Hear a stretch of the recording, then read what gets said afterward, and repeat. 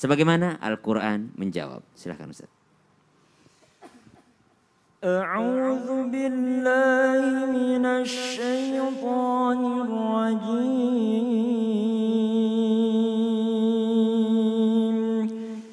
بسم الله الرحمن الرحيم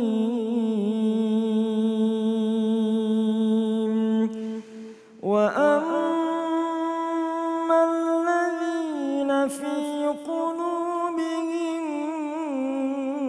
مرض فزادتهم رجسا إلى رجسهم وماتوا وهم كافرون. Al-Quran surah At-Taubah ayat 125.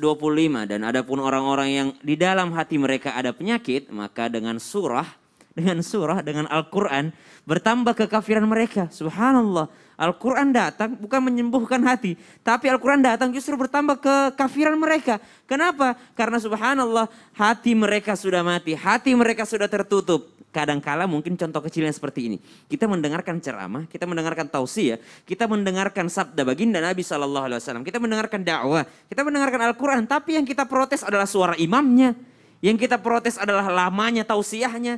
Yang kita protes adalah, ayolah dia juga paling kayak gitu ustadznya. Subhanallah. Oh, nggak pengen lagi saya dengar kata ustadz ini poligami. Yang dicari kesalahannya, subhanallah. Bukan yang dicari adalah Al-Qur'annya. Bukan yang dinikmati adalah Al-Qur'annya. Tapi hati mereka terlanjur tertutup. Subhanallah. Kata Al-Qur'an, فَأَمَّا الَّذِينَ آمَنُوا فَزَادَتْهُمْ إِيمَانًا وَعَلَى رَبِّهِمْ فَأَمَّا الَّذِينَ آمَنُوا فَزَادَتْهُمْ إِيمَانًا. Bertambah keimanan mereka karena hati mereka bersih. Namun wa ammal ladzina fi qulubihim marad fazadathum rijsan ila rijsihim wa matu wa hum kafirun. Ada sambungan ayatnya 126.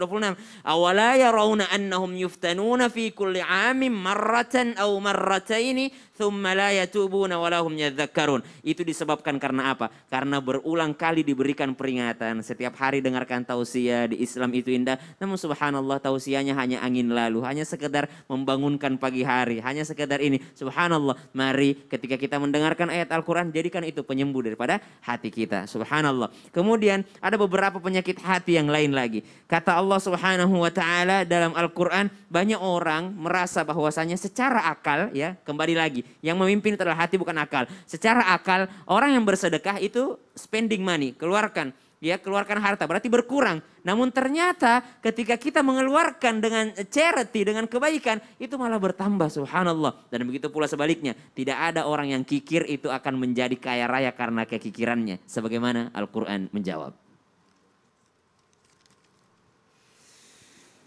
A'udzu billahi minasy syaithanir rajim.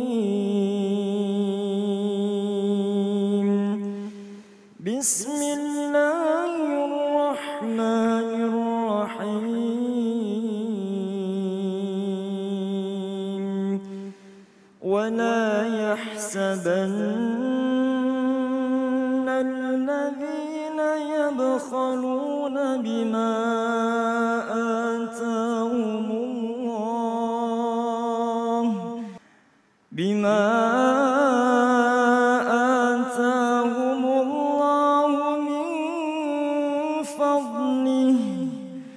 huwa khairan lahum bal huwa syarrun lahum sayutawwaquna ma bakhilu bihi yawmal qiyamah walillahi mirathus samawati wal ard wallahu bima ta'maluna khabir. Jamaah Islam itu indah dimuliakan Allah Subhanahu wa taala. Surah Ali Imran ayat 180. Wala yahsabannal ladzina yabkhaluna bima atahumullahu min fadli. Jangan kalian menyangka bahwasanya orang-orang yang bakhil dengan harta mereka itu Allah berikan kepada mereka karunia-Nya. Ini kita harus berpikir gitu ya. Kita ketika melihat orang yang kaya, namun mereka adalah orang yang pelit, maka tanamkan dalam hati kita bahwa mereka sebenarnya bukan orang kaya, mereka orang miskin. Kenapa? Karena takut kehilangan gitu. Orang yang kaya raya itu nggak ada takutnya. Ya, walaupun mungkin rumahnya sederhana, kendaraannya bukan kendaraan roda 4, mereka mungkin masih jalan kaki, mereka rumahnya kecil, tapi senang berbagi. Mereka lah orang kaya karena tidak takut kehilangan. Orang miskin sesungguhnya, orang yang tidak punya apa-apa sesungguhnya, orang yang kekurangan sesungguhnya adalah mereka yang pelit. Kenapa pelit? Karena mereka takut kehilangan. Kalau nggak ada ini berarti saya kekurangan. Subhanallah. Maka jika melihat orang yang bakhil, orang yang kikir, itu bukanlah karunia Allah Subhanahu wa taala. Bahwa kebakhilan itu tidak baik bagi mereka. Mereka menyangka itu baik, namun itu sesungguhnya tidak baik bagi mereka. Subhanallah. Walillahi mirathus samawati wal ar. Karena Allah lah pemilik semuanya yang ada di langit dan yang ada di bumi. Jangan kita selalu membanding-bandingkan diri kita dengan kekayaan materi. Sehingga membuat kita menjadi orang yang bakhil. Justru hitung-hitungan daripada agama kita secara hati. Makanya kita bersihkan hati kita. Apa kata baginda Nabi SAW? Orang yang mengeluarkan hartanya di pagi hari maka didoakan oleh para malaikat.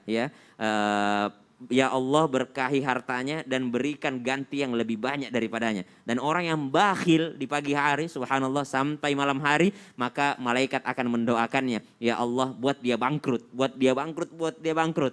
Kalau kita memikirkan doa malaikat, sudahlah pasti akan diterima oleh Allah Subhanahu wa taala. Maka semoga kita terhindar daripada penyakit-penyakit hati, karena hati ini adalah drivernya. Kata ulama, hati ini adalah drivernya dan akal ini hanyalah keneknya. Jadi yang menentukan segalanya, yang memberi keputusan adalah hati kita. Akal kita hanya menimbang-nimbangnya. Shadaqallahul azim. Allahumma arhamna bil Quran.